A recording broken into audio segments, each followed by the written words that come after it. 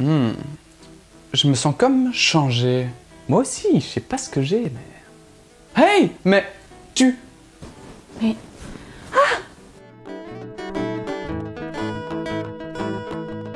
Salut, c'est Darchi, et aujourd'hui, je vais vous parler de mouches, je vais vous parler de puanteurs, et aussi de la fin la plus probable de l'espèce humaine, j'ai nommé Zombie, de Olivier Perroux et Sofiane Cholet, édition Soleil.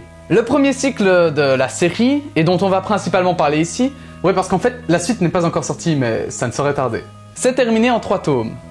Alors, pour faire simple, tu vois, en fait c'est un mec qui, pendant l'invasion de zombies, il avait une fille, et il la cherche mais en fait il la trouve pas. Et du coup, il décide que pour le restant de ses jours, son but ce sera de la retrouver. Ah, ouais, ça a l'air trop bien. Je vais plutôt prendre les schtroumpfs s'il vous plaît.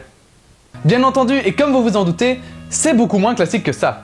Outre le personnage principal qui est stéréotypé, je raserai la ville s'il le faut. Mais laissez-moi retrouver ma fille, monstre. Tous les personnages secondaires qu'il va rencontrer sont beaucoup plus originaux. Et leur but aussi d'ailleurs. Par exemple, il y a un mec qui veut revenir à une civilisation. Pour ça, il a plein de bonnes idées et plein de bonnes valeurs. Du coup, il y a tout un tas de gens qui se sont rassemblés autour de lui. Et par la même occasion, il est devenu le chef d'un groupe. Ah ouais? C'est pas stéréotypé ça? Bah non, parce qu'avant l'infection, c'était pas un flic badass qui ne pensait qu'au boulot. Hey, touche pas de Walking Dead. Je parlais peut-être d'autre chose, hein. Non, il était comédien dans des films de série B. Et c'était un peu un con. Ouais, salut Bob. Ouais, j'en ai marre de toutes ces fans qui me courent après. Puis tout ce fric, je sais plus quoi en faire. Je veux bien un verre de chambre, s'il te plaît. Tu sais, tout ce succès finalement, j'en peux plus. Mon dernier yacht là, pour... Et toi sinon, barman, ça va toujours bien? Autre exemple, le héros, justement, qui s'appelle Sam, soit dit en passant. C'est le perso le plus stéréotypé de la BD. Et pourtant, avant d'être badass, il exerçait un des métiers les plus importants aux États-Unis d'Amérique. Il travaillait dans un snack. Bonjour et bienvenue au McQueen Burger. Est-ce que je peux prendre votre commande? Il était fier. Il allait devenir manager. Haha, le mec ambitieux. Et pour le scénario, c'est pareil. Il trouve un espoir de survie original, mais bon, je peux rien vous dire parce que sinon, autant vous lire la BD. Et évidemment, qui dit espoir dit désespoir. Des illusions, bien sûr. Ah oui. Plus on tourne de page, plus on se sent à l'aise dans ce monde. Parce que malgré tout ce qui leur arrive, ils rient, ils profitent des petits moments, et ils ont des bonnes idées pour l'avenir. Puis tout à coup, bam! Destruction instantanée de votre morale et dépression pour 6 jours. Ils vous mettent un twist final complètement inattendu. Un twist? Un rebondissement dans l'histoire. C'est tellement inattendu que ça se passe dans les dernières cases et que vous êtes même pas préparé, scénariste vicieux! J'ai tenu 12 heures avant d'acheter le tome 2. Heureusement, les autres tomes ont un suspense moins fort que le premier.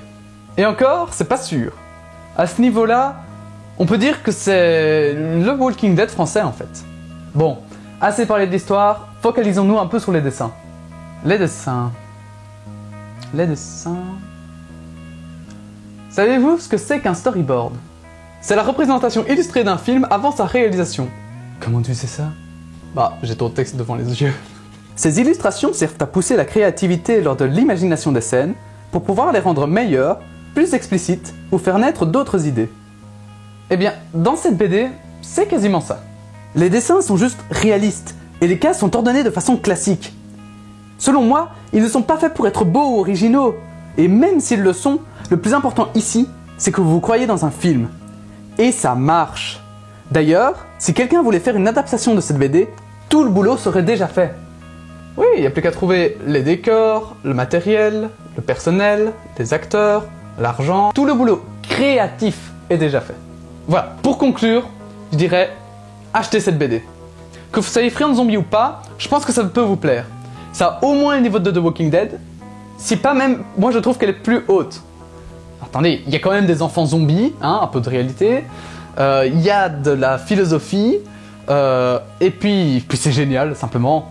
C'est une des seules BD devant laquelle j'ai failli pleurer. L'homme dur, mais quelle image classique. Merci d'avoir regardé ma vidéo, j'espère qu'elle vous a plu. Vous pouvez la commenter, vous pouvez la partager, vous pouvez visiter ma page Facebook, parce que maintenant j'en ai une. Sur ce, see you soon everybody.